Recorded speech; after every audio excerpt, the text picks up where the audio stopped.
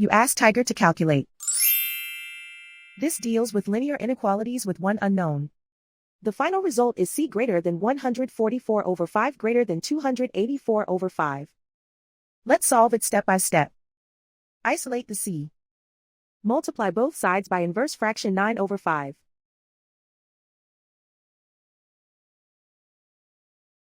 Group like terms.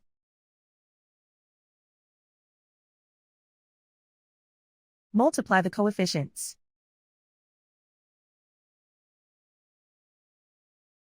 Simplify the fraction.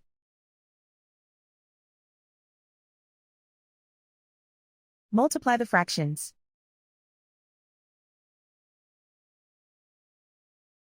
Simplify the arithmetic.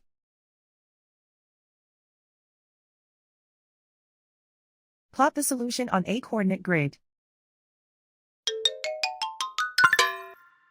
And so the final result is c greater than 144 over 5 greater than 284 over 5.